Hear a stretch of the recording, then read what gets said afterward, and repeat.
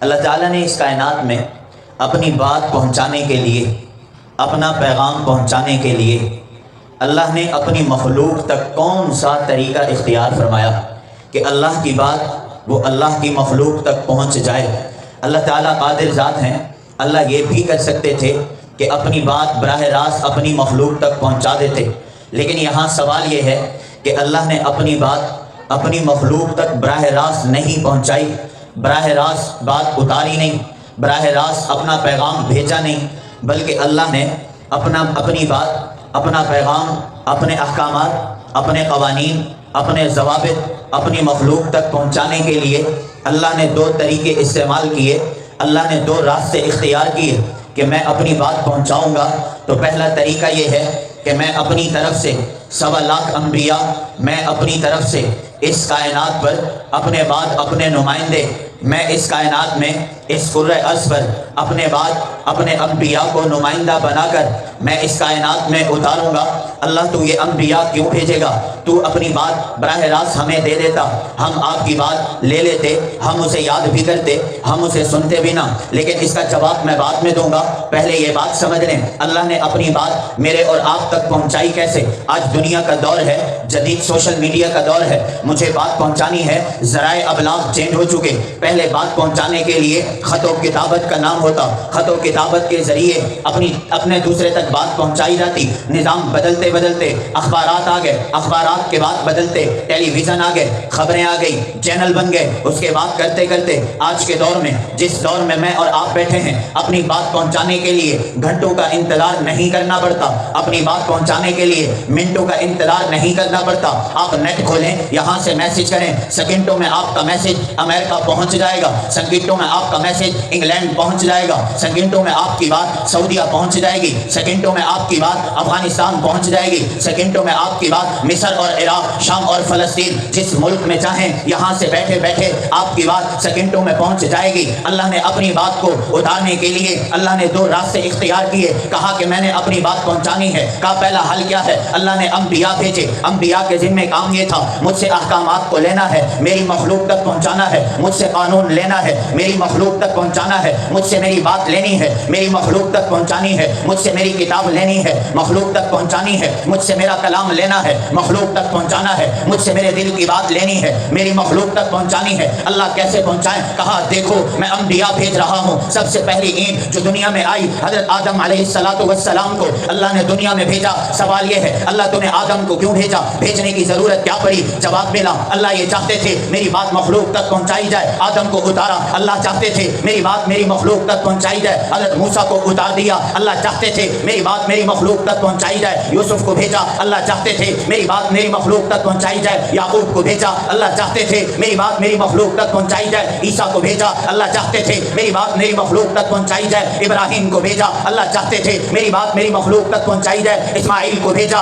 اللہ چاہتے تھے میری بات میری مخلوق تک پہنچائی جائے، نوح کو بھیجا۔ اللہ چاہتے تھے میری بات میری مخلوق تک پہنچائی جائے، حضرت شعیب کو بھیجا، حضرت صالح کو بھیجا، حضرت ہود کو بھیجا، حضرت نوح کو بھیجا۔ کرتے کرتے آدم سے لے کر عیسیٰ تک اللہ نے تمام انبیاء کو اتارا۔ وجہ کیا تھی؟ اللہ کی بات کو اللہ کی مخلوق تک پہنچانے کے لیے درمیان میں واسطہ، درمیان میں ذریعہ، درمیان میں رابطہ کروانے کے لیے انبیاء آئے، لیکن نبی وہ تھا، نبی وہ بنا جسے اللہ نے بنایا، نبی وہ بنا جسے اللہ نے سلیکٹ کیا، نبوت اسے ملی جس کے کھاتے میں اللہ نے نبوت جیسا منصب اتارا۔ اللہ نے انبیاء میں 1.25 لاکھ انبیاء بھیجے، اللہ نے رسولوں میں 315 رسول بھیجے۔ 1.25 لاکھ انبیاء بھی اللہ کی بات لے کر آئے، 315 رسول بھی اللہ کی بات کو لے کر آئے، لیکن سوال یہ ہے اللہ تو براہ راست بھیج دیتا، کہا کہ میں بھیج نہیں سکتا۔ اس کی وجہ یہ ہے میری مخلوق کے اندر میری بات کو براہ راست برداشت کرنے کی وہ طاقت نہیں، میری مخلوق کے کانوں میں میری بات کو براہ راست سننے میں کانوں میں وہ طاقت خدا نے نہیں رکھی۔ اگر خدا کی بات ہمارے کانوں میں براہ راست آ جاتی کان پھٹ جاتے، اگر اللہ کی بات براہ راست ہمارے دلوں میں آ جاتی تو دل پھٹ جاتے، اگر اللہ کی بات ہمارے سامنے آ جاتی عمل کرنا مشکل تھا، لیکن اللہ نے کہا اس مشکل کو حل کرنے کے لیے میں نے اپنی اور مخلوق کے درمیان واسطہ بنایا۔ نمبر 1 انبیاء، نمبر 2 کتاب اللہ۔ انبیاء کو دیکھو گے پیغام میرا ملے گا،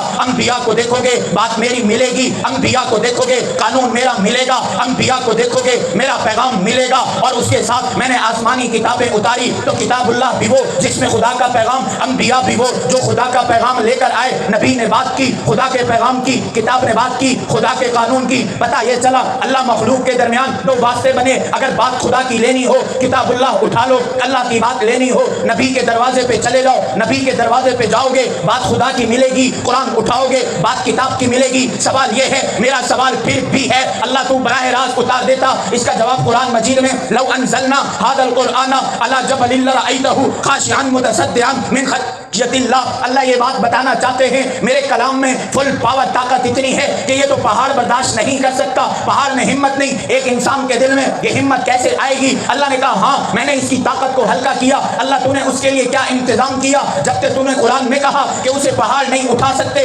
اللہ کے کلام کو سوات کے پہاڑ نہ اٹھا سکے, اللہ کے کلام کو دنیا کے پہاڑ نے نہیں اٹھایا, وزن برداشت نہ کیا. جبکہ پہاڑ وہ ہے کہ زمین کو ہلنے کے لیے ایک میخ نما سمجھا جاتا ہے. اللہ نے زمین کو ایک جگہ پہ برقرار رکھنے کے لیے, زمین میں ٹھہرانے کے لیے پہاڑوں کو اتارا. پہاڑوں میں طاقت ہو جو زمین کو ایک جگہ ٹھہرا سکے, لیکن پہاڑ میں یہ طاقت کیوں نہیں کہ وہ اللہ کے کلام کو اٹھا سکے؟ اللہ نے کہا لرأیتہ خاشعا متصدعا. تم تو انسانوں کی بات کرتے ہو, پہاڑ میں بھی وہ طاقت نہیں. اللہ تو نے اس کا حل کیا نکالا؟ کہا میں نے اپنی بات کو مخلوق تک پہنچانے کے لیے اپنے کلام کی طاقت کو میں نے پہلے محمد الرسول اللہ کے سینے پہ اتارا. محمد کے سینے نے اللہ کے کلام کی طاقت کو برداشت کیا, اسے پاس کیا, پھر زبان سے ادا کیا. کلام کی طاقت ہلکی ہوئی, جسے پہاڑ اٹھا نہیں سکتا تھا اسے محمد کے سینے نے اسے برداشت کر لیا. محمد کے سینے نے اس کی طاقت کو برداشت کیا, زبان سے ادا کیا. آج جو ہے بختیار گوٹ, آج لانڈی اور ملک کا بچہ بھی قرآن پڑھ سکتا ہے, قرآن سینے میں بٹھا سکتا ہے. آج لانڈی کا بزرگ بھی قرآن پڑھ سکتا ہے. جس کو پہاڑ اٹھا نہ سکا بزرگ اٹھا سکتا ہے, جس کو پہاڑ اٹھا نہ سکا